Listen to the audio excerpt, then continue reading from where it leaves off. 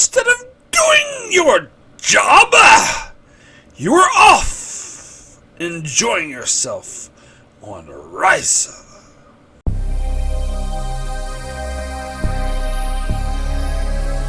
Hello and welcome to Enchantment of Eternity's review for Business as Usual, which is episode 18 of season 5 of Star Trek Deep Space Nine. This video is a part of a series of videos where I review episodes of Star Trek one episode at a time. In this video I cover the 5th season Deep Space Nine episode Business as Usual. So Business as Usual is the episode in which Quark is afraid that he's going completely bankrupt and he's going to lose his bar. And just in the nick of time, his cousin Gala shows up to throw him a lifeline. Gala is an arms dealer and he offers Quark a job as an arms dealer, and eventually he wants to Quark to replace him. And so they come up with a nice scheme where they're not selling weapons out of the station per se. They're using the holosuites to demo holographic versions of the weapons, and then they ship the weapons to them outside of Federation space. However, Odo does not care about this distinction and arrests Quark anyway. But, unfortunately, Sisko and Kira say that they must release him because the arms dealer Haggith that he's working for had sold arms to the Bajorans, so the Bajoran government will not let them arrest them. However, all the Starfleet officers and any Federation citizens then boycott Quark's bar because of what he's doing. However, he's making so much money from the arms dealing, he doesn't really care. And so things seem to be going well until he's selling weapons to Joe from Reservoir Dogs. And Joe wants to kill 28 million people. And that's when it becomes real that Quark is now realizing that he is participating in mass murder, and his conscience will not allow it. So he comes up with a scheme where he invites Joe's rival to the station, and he's going to have them meet up in the cargo bay where they will kill each other.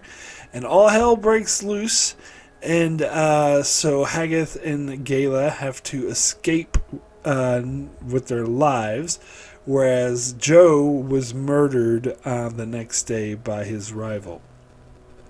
And and Haggith and Gala are also being sought after by the general.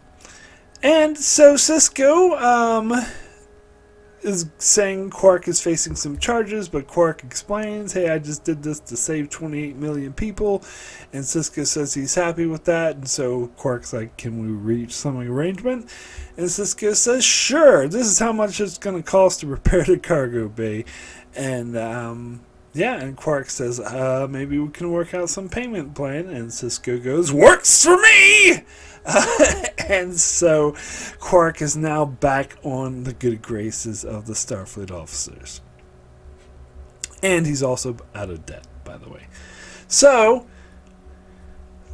I did not see this episode when it first came out. It wasn't intentional. I do remember seeing the preview for it, but it was, for whatever reason, I just spaced it on the week that it aired, and I just didn't catch it.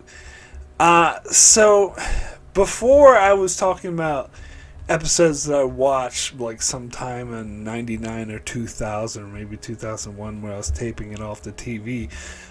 I do now remember distinctly that it was 1999 that I was taping season 5 off the TV. So that's when I saw this episode for the first time. I remember it was 99 because I remember that's when my fiance at the time was visiting me from New Zealand, and then first half of the year and then the second half of the year I went over to New Zealand to visit her, and I remember this because when I went over to New Zealand, they were 2 years behind DS9. Like, we had just finished watching season 7, so the show ended in 1999. However, New Zealand was 2 years behind on network TV, and so they were showing season 5. And I remember my fiance at the time telling me when she went back to New Zealand, because there was like a month difference, so she went back first and I had to wait a month before I went over there.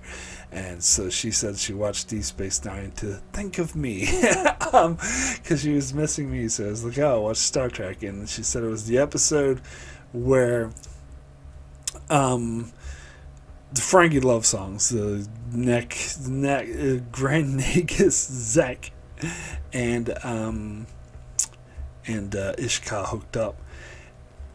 And I just remembered watching that episode, because there's another episode I didn't watch the first time it aired. Although for that one it was intentional.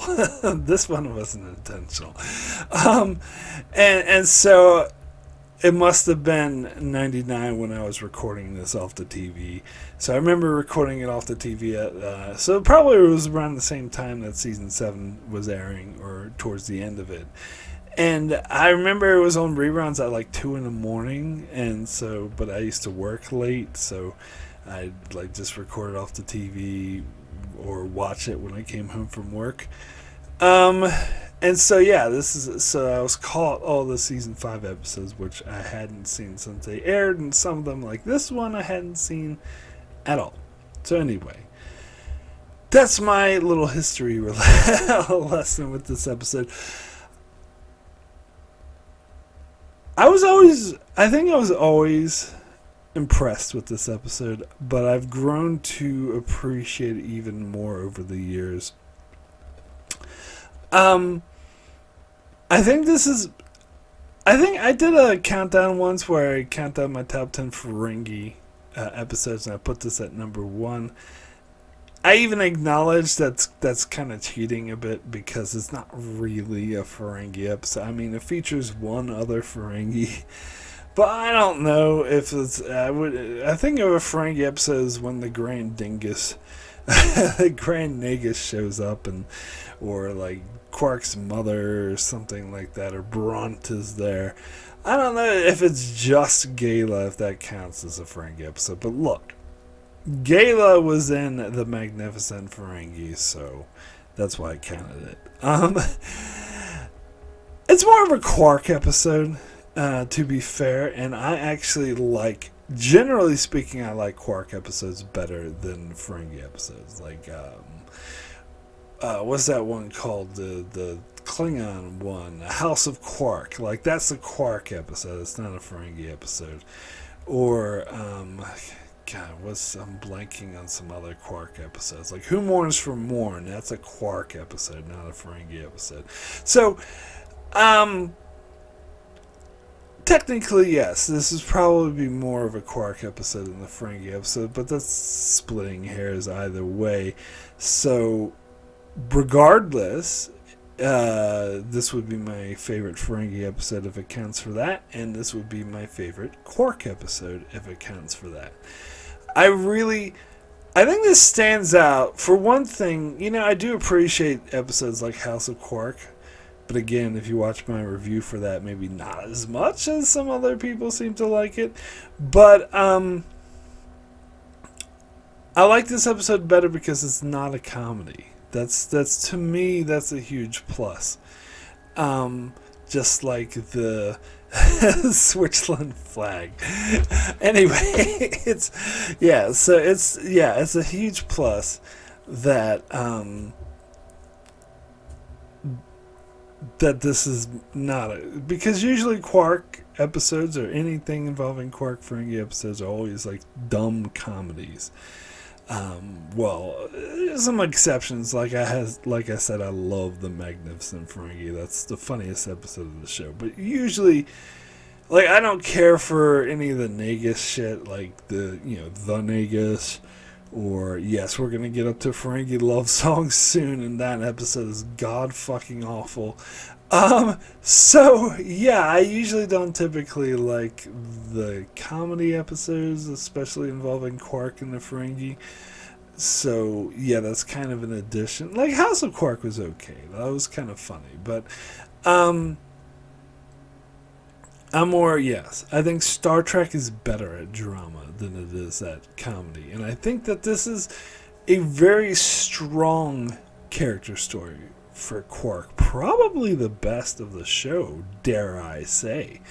If I had to pick, like, I think, oh god, I can't remember. I did this so long ago, but I did a video once where I picked the best episode featuring each character, and I'm pretty sure I chose this for Quark.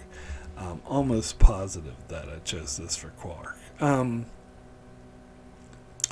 Because it's a great character journey, and it's interesting because I was reading the behind the scenes on the pitch, and apparently Ira Stephen Bear told the two writers that were freelancers, told them that he wanted them to write an episode where Quark reached the limits of his greed, and so they came up with this, and I think that's actually quite brilliant, because yeah, it's when he really had to question his greed and reach the limit of it.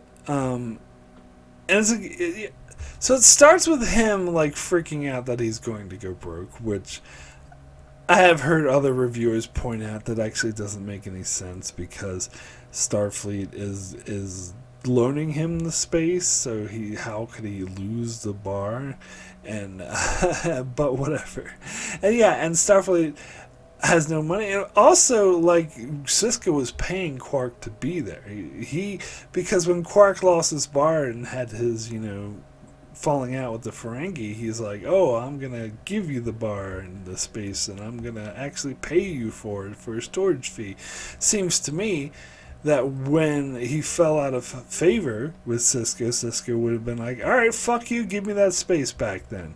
He could have easily done that, but so the episode can happen. And also, not to mention the end of the episode where Sisko says this is how much it's going to cost to repair the cargo bay. The Federation doesn't use money. They can repair it for free. They don't need Quark's money to repair it. I don't know. I can see a universe maybe where he purposely does that just to be a dick.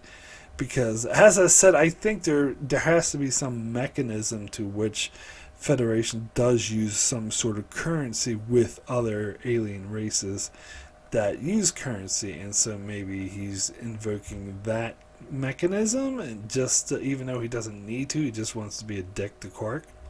Could be the case. It seems like to me like they could easily fix it for free if they wanted to, but so Quark is gonna go broke, and then his cousin shows up to throw him a lifeline. It is funny that this is the same cousin that tried to kill him in Little Green Men. Quark even points this out, to be fair, and says, what are you going to do, loan me exploding latinum?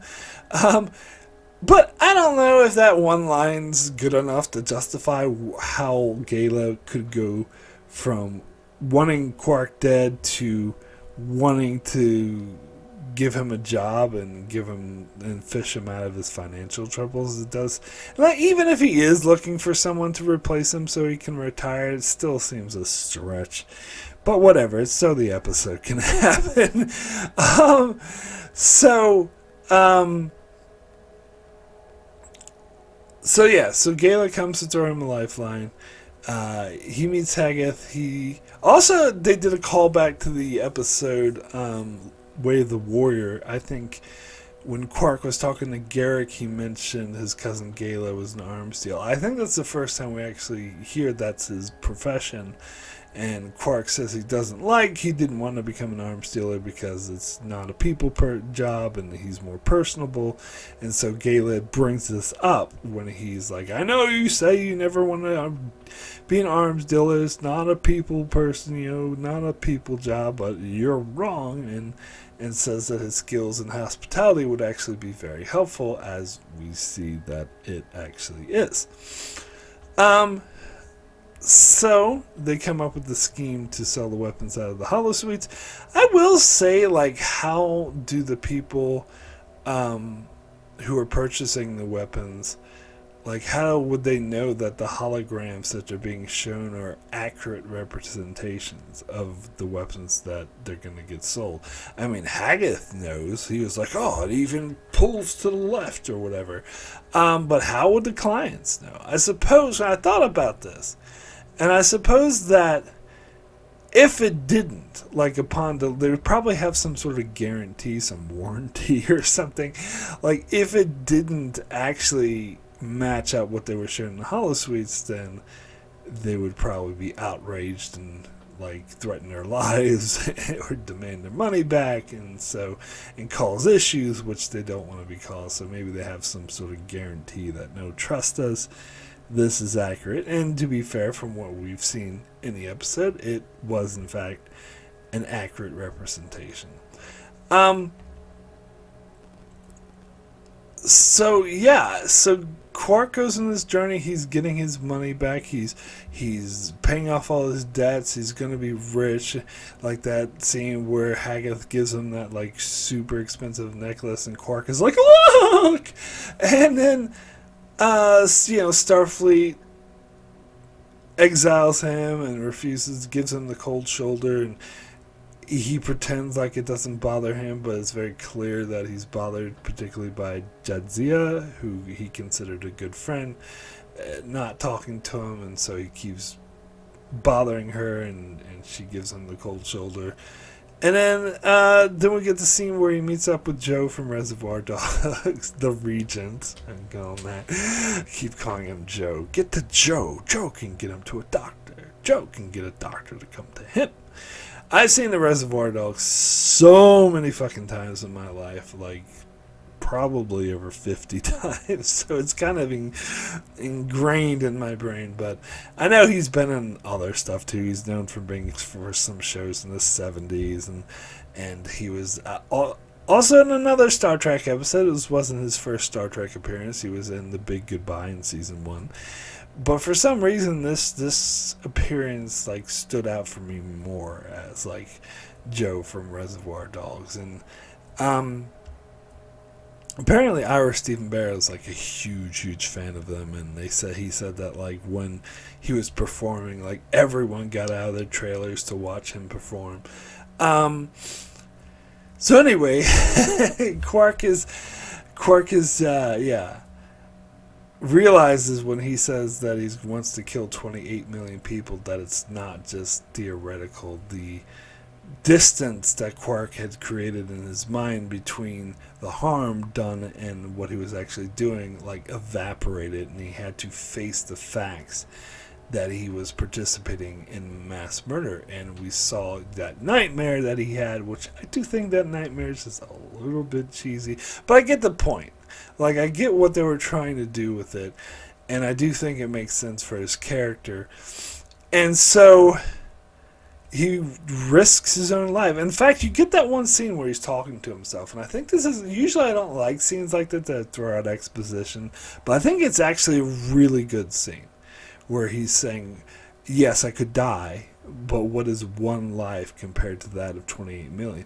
And it shows that Quark does have a moral compass, because I can imagine like Quark of season 1 not giving a shit about 28 million lives and being like, yeah, whatever, who cares, I'm gonna get rich anyway. So it shows how much his character has grown since then, and it shows like the prompt of the episode that he has a line that he won't cross, and that he just reached it, and so he risks his life in order to stop the cell from going through, and it works, and in fact the Regent dies because of it. I still don't understand though if that general lady, she sent a purification squad after the Regent, that's how they killed him, but they said he also sent a purification squad after Haggith and Gala. Why didn't she send a purification squad after Quark as well? Quark was also involved in this. In fact, Quark was the one who reached out to her. Um, I don't know, maybe you could say that he was too well protected on Deep Space Nine, that Odo would be able to stop her, but then they should have mentioned that. And also that means he would never be able to leave the station, which he does very shortly after they go to Ferengi. So she could have sent a purification squad after him on the way to Ferengi. But yeah, I don't know, so the episode can happen. They just drop it. But yeah, and then so Quark returns in the good graces of Starfleet. And it's funny because they do mention specifically, like they have that scene with Haggith when he's like, Quark, do forgive me, where they mention that that Haggith refused to pay him, instead pay off all the people he owes debts to. And Quark mentioned in the sale to the Regent that this would be the first time he actually earned a profit. So in essence, he didn't earn any money. He did get out of debt, which is a good thing. He's no longer dying or drowning in debt, and no longer is worried about going bankrupt, but he earned absolutely no profit. Well, that's not true, because he got that necklace from Haggith, which Haggith said was worth an absolute fortune.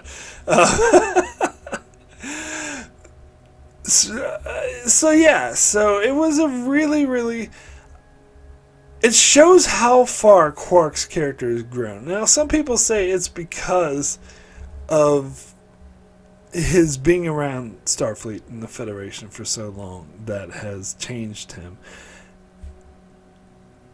And they talk about how, when you live in another country, you seem to be affected by the culture. And I know that firsthand with living in New Zealand for 15 years, even though even I will admit the culture is very similar to the U.S. It's not that big of a difference, but there is a difference.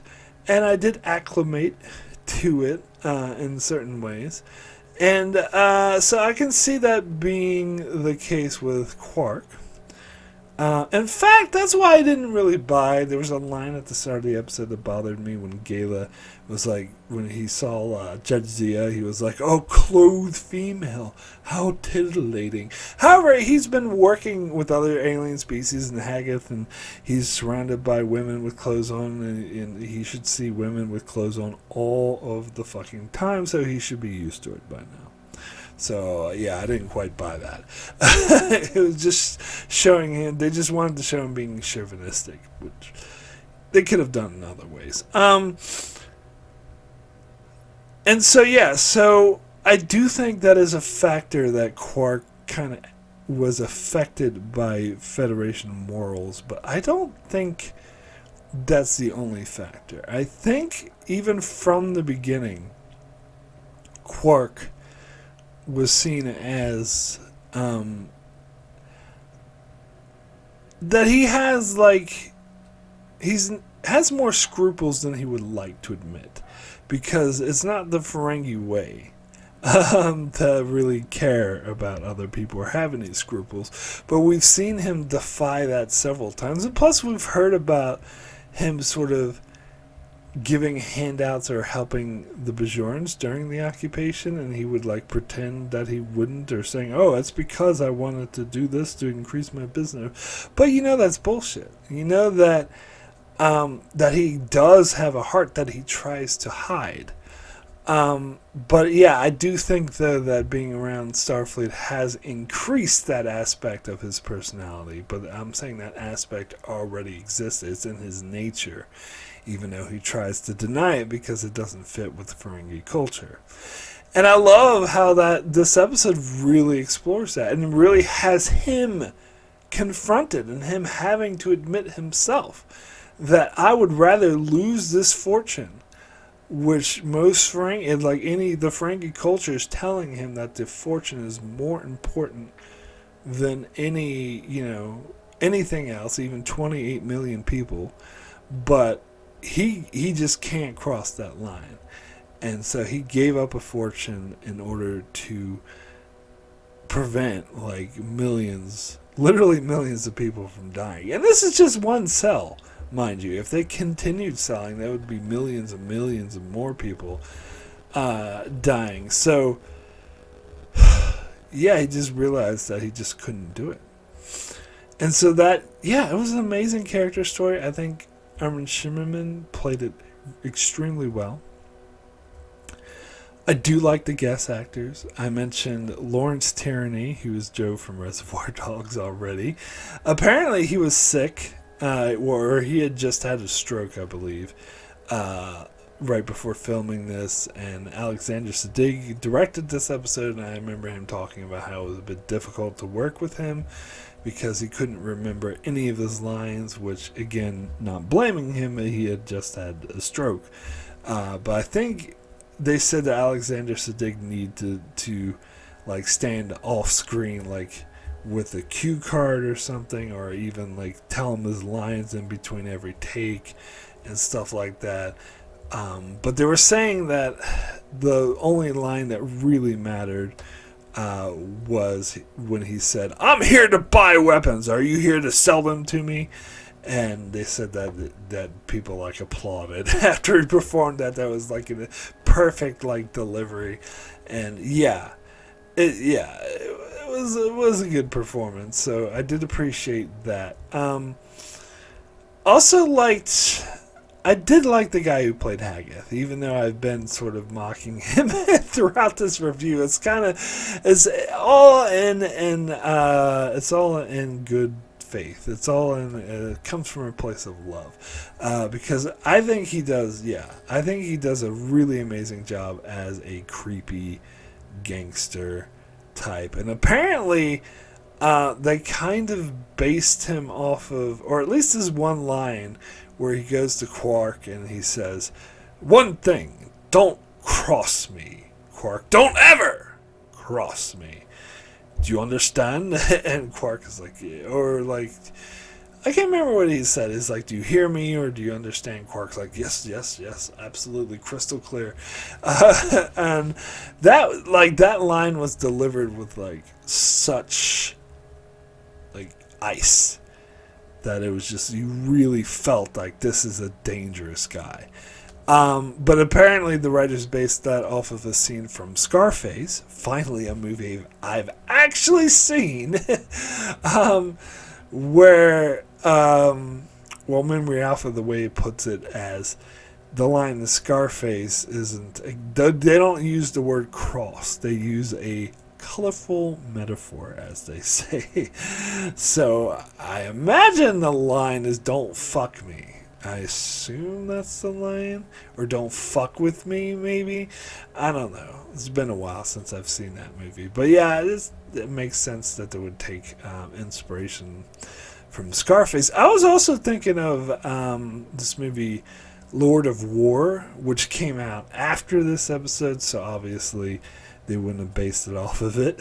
And I doubt they would base off that movie off of an episode of Star Trek. It's probably just a coincidence. They just both happen to be about arms dealers. But it did make me think of that as well. But yeah, this is his name. Stephen Burkhoff, I believe, is the actor's name who plays Haggith. I think he does an amazing job.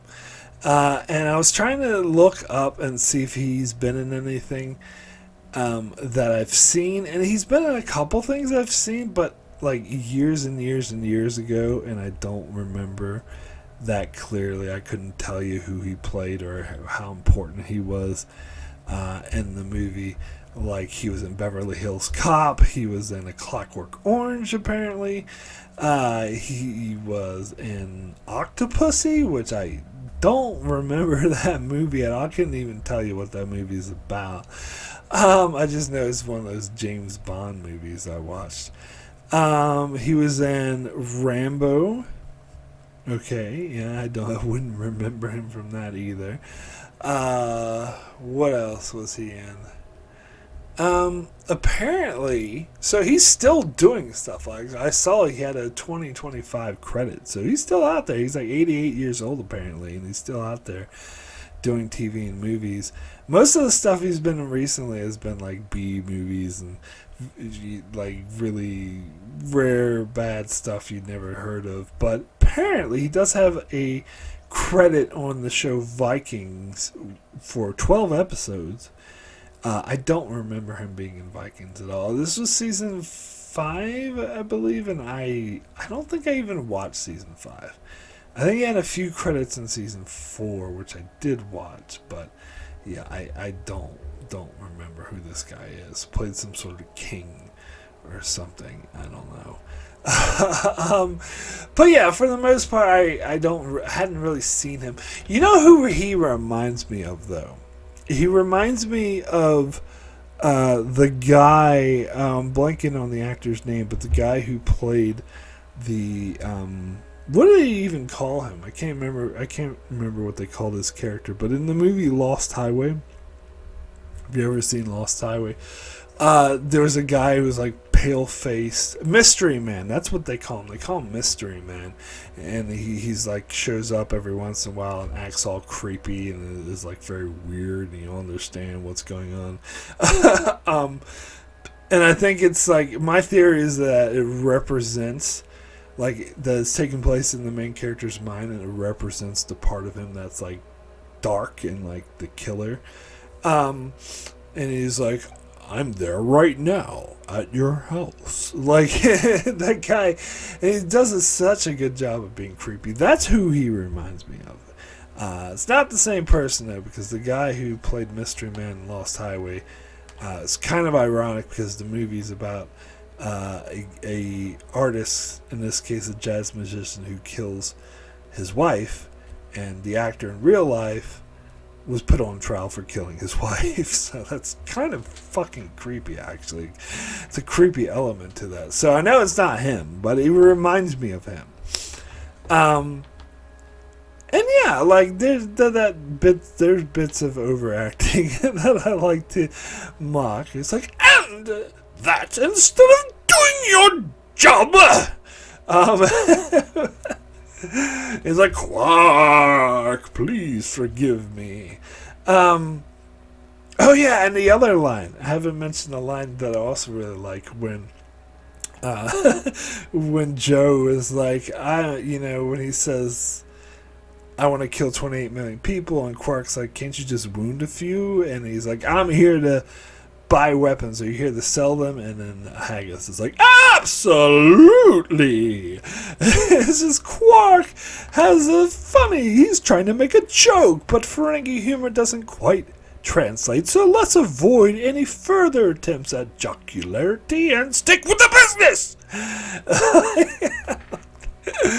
I just love it. I think it's even though it is definitely like over the top, I think it's like a perfect performance. It really, I think it fits in him being a very intimidating, creepy guy. I will say, on the topic of acting, I feel like I need to bring up that one guy who was Farak, who shows up, and this is the one he was talking to, where he said, and that instead of doing your job, like that guy who he apparently killed. He's a bad actor. I'm sorry. I know it's like a bit part. He only had like a few lines, but still, he didn't seem. He's like, oh, stop! I can change or something, or whatever he says. Like, I can explain. Like, even that few lines, it was like delivered so poorly. Like, it wasn't, especially when he's acting off of like such a good actor who's like really like chewing the scenery in the best way possible. Like, they should have gotten a better actor for him. But other than that, I think Gala also did a really good job. It was interesting finally meeting him, and so yeah, I think there was really strong acting in the episode overall. And the topic of production value, I should also bring up the music. The music was so fucking good. This is what I remembered most, and I feel like whenever I talk about Paul Blart and how whenever his music, which I don't like, is in an episode, it makes me like it even less. I realize that the opposite can be true. Like when there's really good music, like this is the one thing that made me remember this episode. It wasn't so much, even though I like the story, I like the acting, I like the character journey.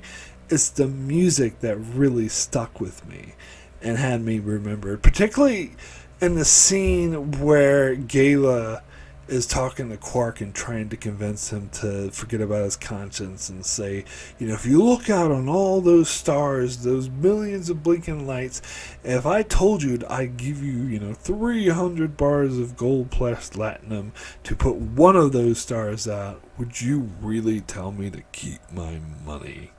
Might have been more Latin, I can't remember, but whatever he said, like 1,000,000 bars or whatever. That music was like so good in that scene. I remember that's one thing I remembered. Like it was gave me chills actually. Just it really enhanced like what the scene was trying to accomplish. Really enhanced the battle of conscience that Quark was having. Like I just think it was amazing. Now, throughout the episode, like I know like the musicians of this era of Star Trek, the DS9 Voyager era, so well. I can pretty much pick them out just by listening to the music. Unless it's like the ones that I can't figure out who it is usually guest composer. But out of the four main ones, at first I was thinking this might have been Dennis McCarthy, but then I was like, I don't notice any flutes because the music was so good. I was like, yes, it must be Dennis McCarthy because he has amazing music. But then, yeah, as I said, didn't notice any flutes, so I thought, it must be Jay Chataway, which usually I don't. He can be good sometimes. It depends. But then when I was listening to it closer, I was like, oh no, this is David Bell, because David Bell has a very distinct musical style. But usually it's so distinct that I recognize it instantly. And that's been my main complaint about David Bell, is that his music is all...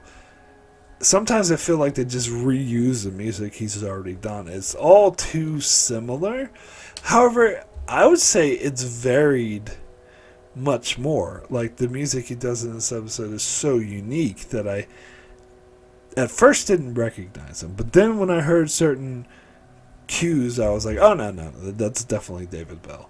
And yeah, as I said, the music in that one scene was amazing. And also like the scene with where Worf is holding Kariyoshi and he goes to sleep. I think the music is too good for that scene. The music is better than what that scene deserved. It's like, I think of the music, it's like so like heartwarming and it really like, again, gives me chills. It's like very powerful emotional music, and it's played over a scene that's really goofy and stupid. So I think that the music is much better than what the scene deserves.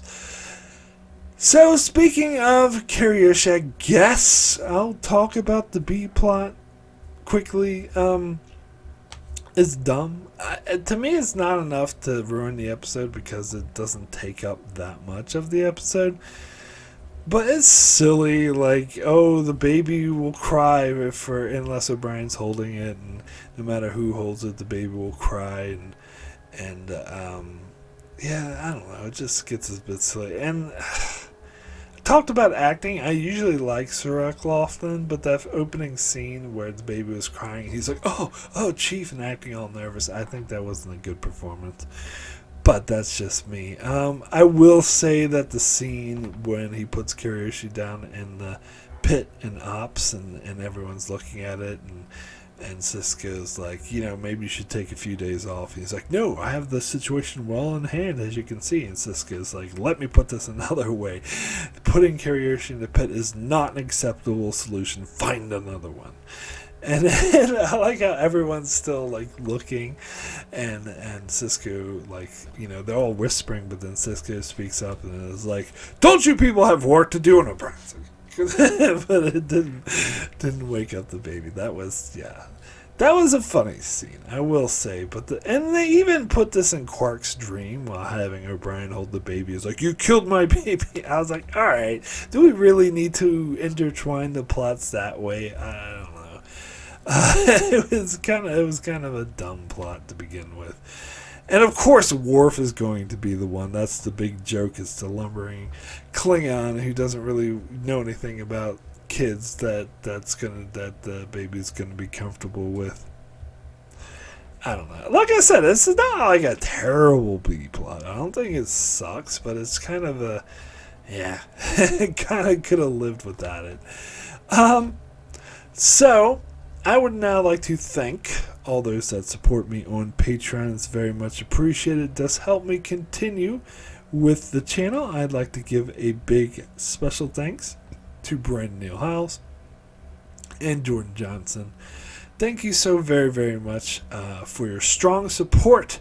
I'd also like to give a shout out to Tyler Cease, Benjamin Mead, Antarius Francisco, Chuck Hooks, Kyrie091, Anthony D. Benedictus, Ricky, Matty Jester, Alessandro Miguelcio, Norman Buchwald, Stephen Kennedy, Britton Berg, and Allison Fordyce. Thank you all so very, very much for your support. Alright, so we do have some Patreon comments. First comment is from Kyrie091, who says, business as usual, more like shit on this poo hill. Yay, a Ferengi episode. You ever seen that interview with Regis and Kathy Lee where Regis says that the Ferengi sounds like an Italian dish? I get that. Oh, and he refers to Quark as Quarker, which I absolutely do not get. And is this a good episode? Sure, it's fine. I like the Ferengi stuff. It's not the best Ferengi episode because we can't all be Prophet and Lace, can we? Well, that's where we disagree, because I think it is the best Ferengi episode, if you consider it a Ferengi episode. I had no idea that Regis and Kathy Lee talked about Star Trek, so I'd never heard about this saying Ferengi sounds like an Italian dish. I did not know he called them Quarker. But however, there's a podcast I watch, Newbie Star Trek, where this person mispronounces or pronounces everyone's name incorrectly, sometimes not necessarily intentionally, sometimes he just doesn't remember. Like for the longest time it was called Guinan Galen, and I found that very annoying. But he also refers to Quark as the Quarker. But that doesn't bother me as much. Or maybe it's the Quacker. I don't know, something like that. Anyway, next comment is from Benjamin Mead, who says, I think this is one of the best Quark episodes and one of the better episodes of the season, and as much as I love Rom, I'm glad they played this straight and dramatic. Having Rom there would be too hard to avoid jokes and silliness. The scene in Security where Sisko dresses down Quark is great. Oh yes, I did forget to talk about that scene. That's another amazing Avery Brooks. So Stephen Burkhoff isn't the only one who chooses scenery in this episode. Avery Brooks gets a chance to do it as well, and it's one of the better yelling moments. And Quark is like, better luck next time. And Sisko swivels his chairs around, like gets right in his face. It's like, you better hope there's not a next time, mister. There were times when I've gone soft to you in the past, and I couldn't come down hard on you when I could have, but those days are over. If you even litter on the promenade, I will nail you to the wall. That was a great Sisko moment. And speaking of times where he could have gone down hard on him, I talked about, like in season 1 and 2, there's a few things that Quark did that he faced no consequences for. Like, he hired these mercenaries that went on a Starfleet or Federation ship and murdered like a whole bunch of civilians, and he faced no consequences for that. He set up, hired someone to steal this, egg that was, expensive, and someone got murdered in that deal, and he faced no consequence for that. In season 2, he helped these hijackers get onto Deep Space Nine, and they proceeded to try to murder Jadzia, and he faced no consequences for that. Oh, he held the whole crew. They held the whole crew hostage as well, and yeah. And then Kira even said, "Oh, Quark is done here," but yet nothing ever came of it.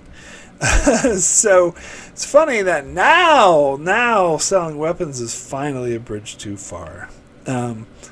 Which, to be fair, I think it is actually worse than any of those other things. But still, why didn't they come down on him before? And as I said, like, Cisco does have leverage over Quark. He could have kicked him out of his space entirely. But whatever. The episode needs to happen. I'm not so sure about Rom. I think, I'm hard-pressed at the moment. Actually, no, I can think of an example of using Rom in a serious manner where it's not comedy. And that's the station takeover arc. Like that.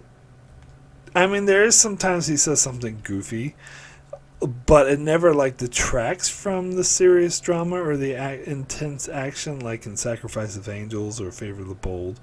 He's actually quite serious, and that scene where Kira and Rom are sitting there watching as the Cardassians and Jem'Hadar start killing each other and beating each other up because they planted a pad for them to find. Rom was very deadly serious in that scene, so I think they can use Rom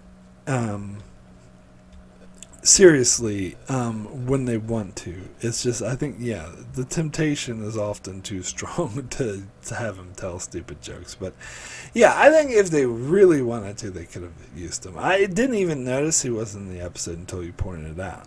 I think it would have made more sense to have him, quite frankly, because he would be concerned about Quark losing his bar, but whatever. It's still fine.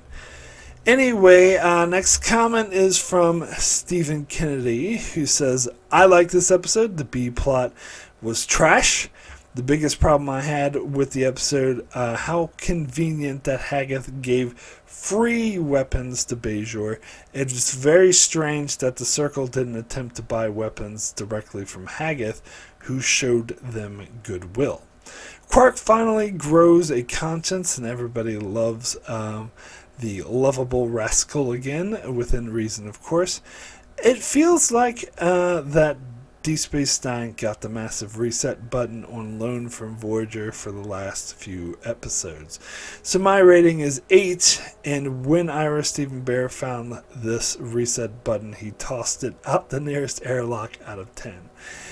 Adjusted comment, if Donald Ducat hated the Bajorans so much, why did he not convince the Dominion to annihilate Hagath's crew for supplying fake weapons to the Bajoran people like he did with the Maquis?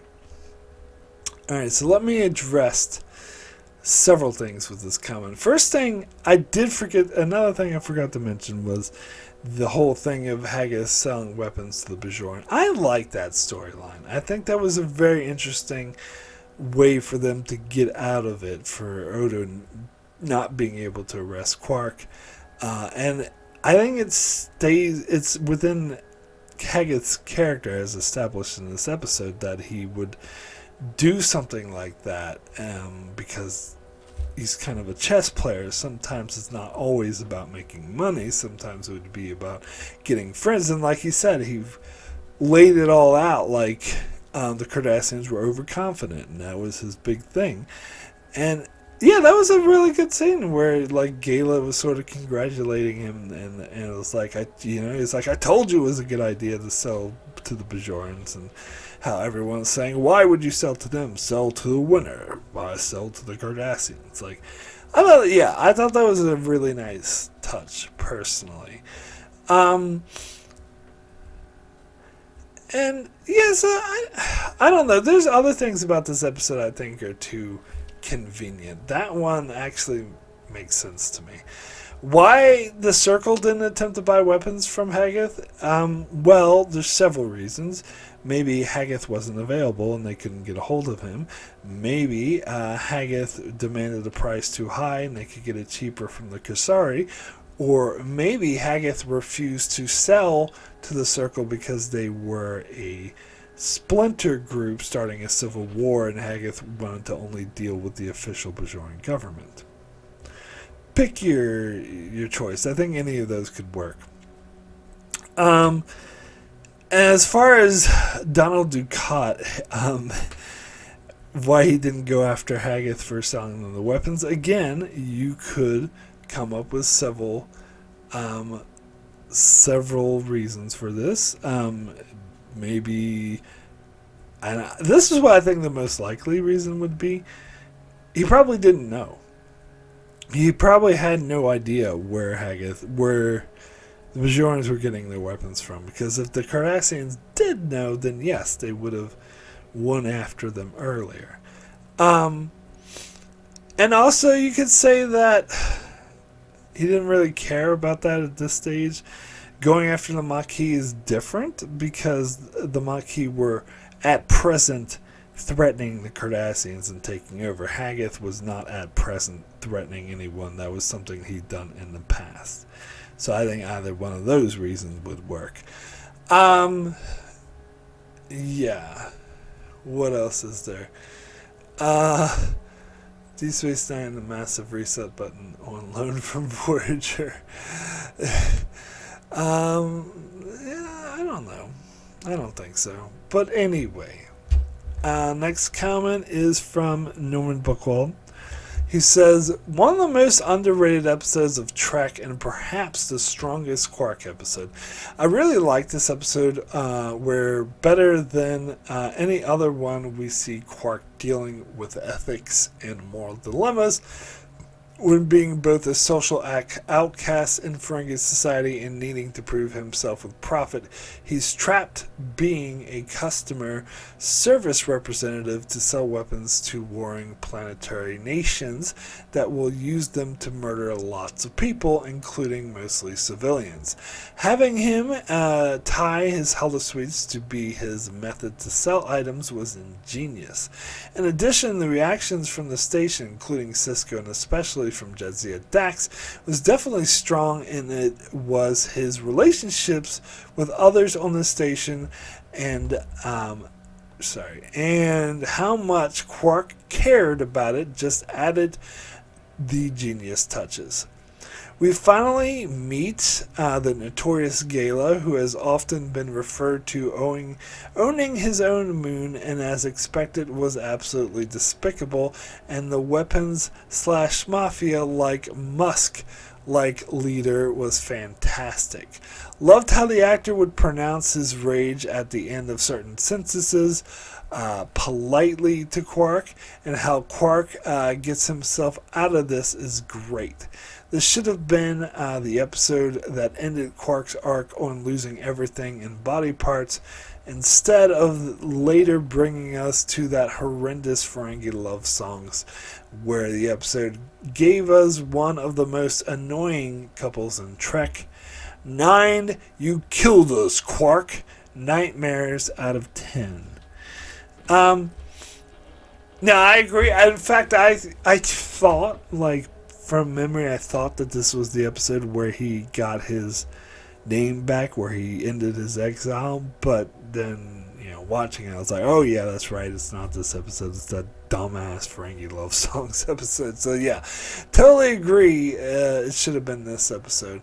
But it doesn't need it, though. This episode is very strong on its own, and I, as you would imagine, pretty much agree with everything you said, that this was a very strong character story for Quark, and I love the way they resolved it. I loved Haggith. I thought he was a very good character. So yeah, no, I think I agree that this is a very strong episode. Alright, so next comment is from Antarius, who says, it's refreshing to have a serious Quark episode that analyzes his character and is not as a usual silly Ferengi episode. Although the seriousness is undermined by the overacting of Steven Berkoff, And I must also note that the installment plans and the humans dealing with arms certainly don't fit with Roddenberry's vision of the future. Concerning the B story, have they never heard about paid parental leave for daycare centers in the future? Even nowadays, at least in most countries I know of, staying at home and caring for the baby for a year is totally normal. And I'm not sure what that word is. And one of the parents is entitled to do so. But it seems like in the future, social rights are clearly worse than today, a fact that also doesn't fit with Roddenberry's vision. My rating is an 8 out of 10. So, as far as, first you said Steven Berkoff's overacting. I know I'm the one who usually complains about overacting and chewing the scenery, but some cases, like Duet, you could argue that Harris Yulin is overacting a little bit. I did what had to be done! But it is perfect. It fits for the episode. It enhances. It's an amazing performance. I would say the same thing here, that I think his overacting added to his intimidation. It made him a more interesting and more scary, more intimidating character. So I actually really, really liked it, as I've been talking about through this video. Now, as far as humans being involved in the weapons trade, how do you know those are humans? We've seen in Star Trek that there are many humanoid races that look exactly like humans, mainly because the show's too cheap to pay for the budget to make them look like aliens, but we have seen it, to be fair. I remember having like the Star Trek cards of Hagath, that card game I often talk about, I used to play, and they had a little description of the character, and they referred to him as a humanoid. They didn't say human, because I think that actually makes it different, because there's some cards out there that would affect only humans, but it wouldn't affect him because they didn't paint him as a human because they weren't sure, because it's never explicitly stated in this episode that he's a human. So I'm going with that he's not a human, that he's an alien who just happens to look like a human. And so is that Farrak guy, for that matter. But that is because, if it was, then it wouldn't make any sense. They live in a post-scarcity society. Why do they need to go off and sell weapons? Now, bear with me here. It could be that they're from one of those colonies that left the Federation, like we know the one that Tasha Yar was from, where there was anarchy and lawlessness. So it could be like that. So maybe those colonies don't want to be part of the Federation, and the people who live there don't want to be part of the Federation, so they go off and become permanent criminals and earn a profit. That's another possibility. And mind you, the whole Tasha Yar thing was done under Roddenberry's watch. So, what else have we got here?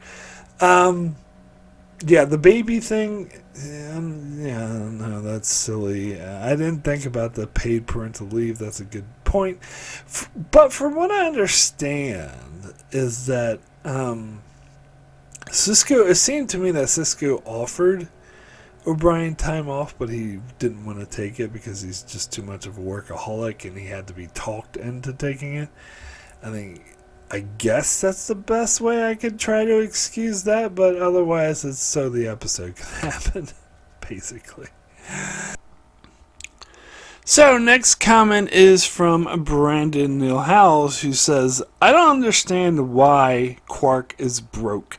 He hardly has any customers in his bar, regardless of the ban by the FCA. Please, can someone explain Quark's inservency to me? The one where Quark is talked into becoming an arms dealer by his cousin Gala, the one who owns the moon, and sabotaged Quark's ship in Little Green Men. Watching the dealer and customers firing holographic weapons sent me back to happier years when I played Doom 95 and had a cheat sheet. I'm wondering what happens if the real weapon is damaged in transit, however. The man playing Haggith is genuinely frightening. I can see him working for the Dominion in the future. He did sell weapons to the Bajoran resistance during the Cardassian occupation, and isn't that convenient. The Federation's staff giving Quark the cold shoulder is annoyingly self-righteous, but it isn't as silly as Quark's guilt dream. I enjoyed seeing Lawrence Tierney again in Star Trek for the first time since The Big Goodbye in TNG. Quark leading both buyer to the cargo bay seems to be a bit easy to me, as does Sisko's punishment of Quark.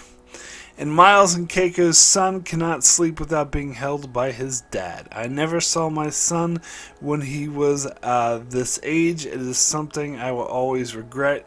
Is a really good line from Worf. This might be the best Quark episode ever. 8 Tongu wheels out of 10. Well, I do agree with you about the Quark being the best Quark episode ever, and that Haggith was frightening. As I said, I think the actor did a really good job pulling that off. However, I think I disagree on the Federation staff being self-righteous.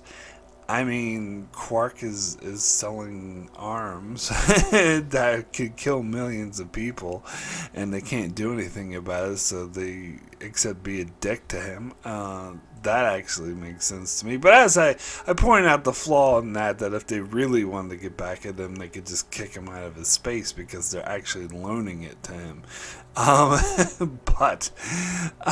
Yes, and there's... Yeah, how can Quark be broke or how could he lose his bar when he doesn't actually own the bar? It's on loan from Starfleet. I think the writers of this episode forgot about that little storyline. But, yeah, the whole thing with Miles' baby was dumb. I agree. Anyway...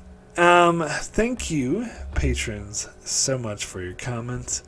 So my rating for Business as Usual out of 10 is going to be an extremely strong 9. Excellent. In fact, I was very close to giving it a 10. I was sort of wrestling back and forth whether or not this episode deserves a 9 or a 10. And ultimately, well, the B plot hurts it, for one. But also, as much as I do love the A plot, it's not quite like the best of the best. If I think of other episodes I give 10s to, it just doesn't quite stack up. It almost does. Almost, which is why I nearly gave it a 10, which is why I'm saying this is a very, very, very strong 9. Because I think this is an amazing character journey for Quark. The best Quark episode, I'm going to say that definitively. Best performance by Armin Shimmerman. I had some really strong guest actors. I loved Steven Berkoff. I don't care that he was over the top. I think it matched the episode. Seeing Joe from Reservoir Dogs was great. And yeah, the actor who played Gala also did a good job. It was just, and as I said, the music was so good. It was so good. And that is definitely a factor for me. I think I feel like I care about music more than most other Star Trek reviewers. But anyway. Yeah, so very extremely strong 9 out of 10 from me.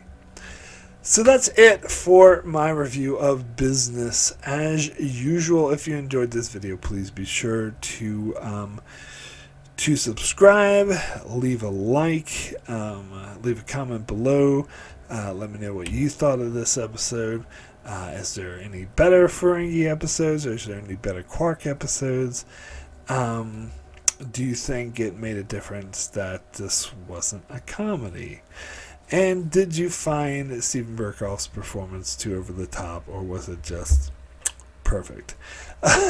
Anyway, so if you really want to support the channel, you could do so by supporting me on Patreon. I have different rewards for different tiers, such as you could request a video for me to do. You could leave a comment. I'll read my videos. I got pre-releases, and I have a series of Patreon-only videos I release exclusively to my Patreon supporters, where I revisit reviews that I've already done.